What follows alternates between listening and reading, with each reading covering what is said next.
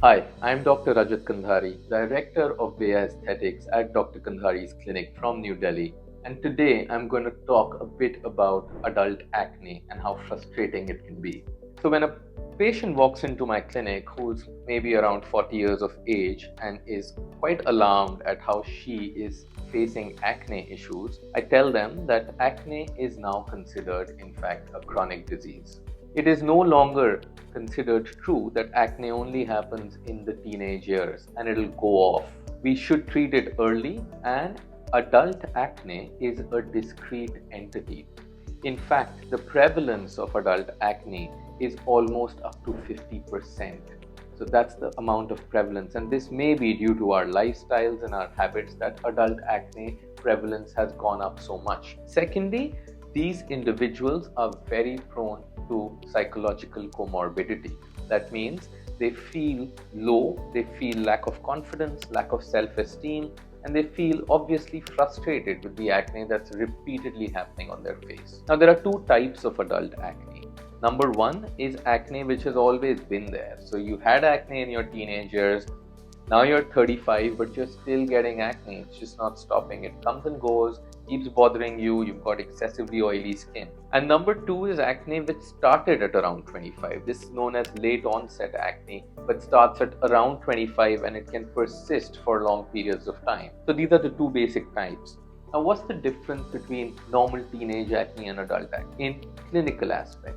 So, a clinical teenage acne would be mostly around your T-zone, right? So it'll be around your forehead, around your nose, around the cheek area. This is where your oil gland activity or density is very high. So you end up getting more acne in these areas. This is the time when your oil gland is maturing and it's at its peak in secretion of oil. And oil is central to the causation of acne, as most of us know. In adult acne, most of your acne happens in what we call the U-zone. So a lot of individuals will keep having nodular, papular acne around the jawline area. Many of these individuals will tell me that they are having premenstrual flares.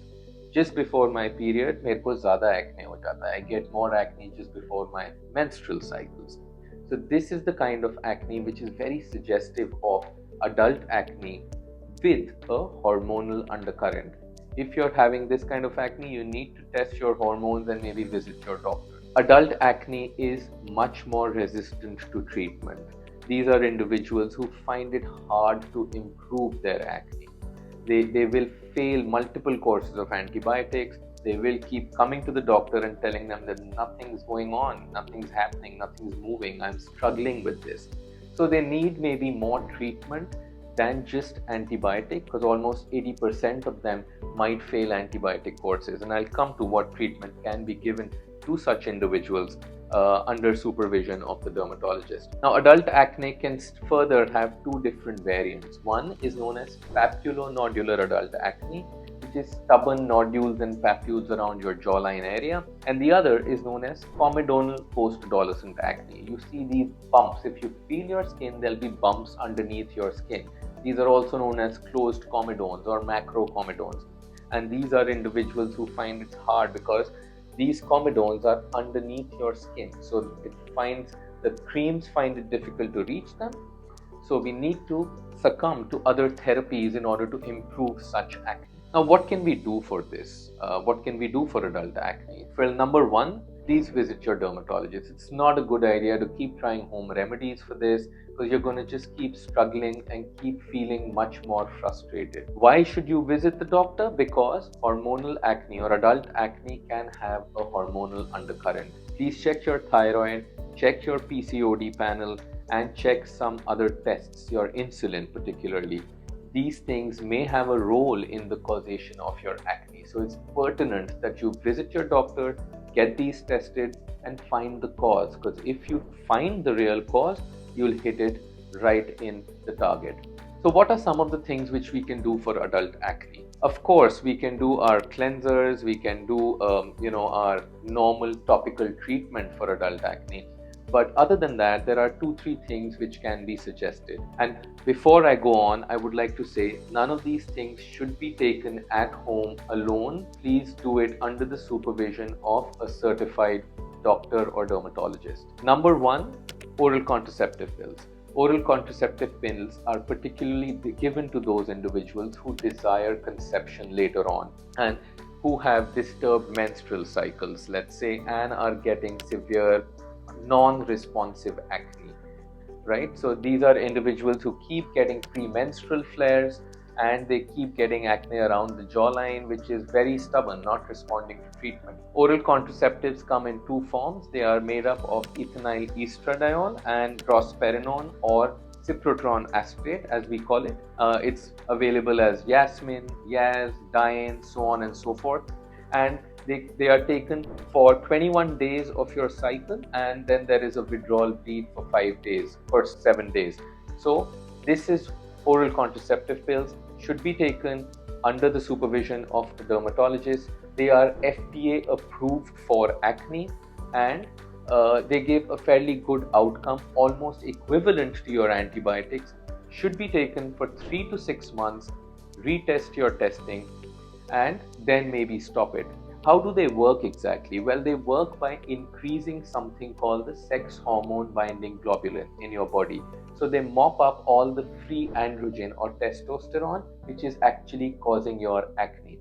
In adult acne, there is a surge in male hormone, which is testosterone, which keeps triggering your oil gland to cause acne. And oral contraceptive pills help in decreasing this down, right? So this is how they work. They can sometimes cause bloating, they can sometimes cause mood swings, mild weight gain. So please consult your dermatologist or your gynecologist before taking these. Don't take it on your own. Number two, something called spironolactone or aldactone. This is given mainly in individuals who have acne with coexistent hair.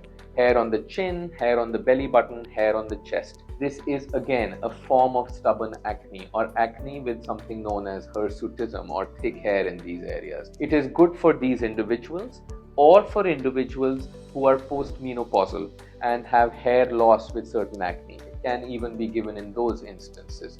Certain problems with spironolactone include abnormal menstrual cycles at times or breast tenderness. If you face any of this, please talk to your doctor again. These should not be taken if you're thinking of getting pregnant. It is a pregnancy category X drug, so should not be taken at that time. Number three, something called metformin. Now, you might have heard this name in people who are diabetic and take it. We give metformin in slightly overweight individuals who have acne, along with something called Acanthosis Nigricans. So the blackish discoloration on your neck, in your underarm, in your thigh or groin area. It's good for these individuals and those who have an increased insulin along with acne. These are individuals who should take metformin under proper supervision, and this helps in improving the cyclicity of their menstrual cycles and also indirectly helps the acne. Now, of course, there are certain other drugs which can be used, which I won't go into in this particular video. However, in adult acne, it's a good idea to maybe consult your dermatologist and ask him or her if we can do certain procedures, because these help in fastening the process. Adult acne can be frustratingly slow. Chemical peels which can help, a comedone extraction of the macrocomedones, injection of steroidal injections into the painful nodules. All these are simple procedures which go a long way in improving your confidence and your self-esteem while you're treating this frustrating disorder. I hope all this helped you in understanding adult acne or hormonal acne a bit better. If you like this content, give us a thumbs up.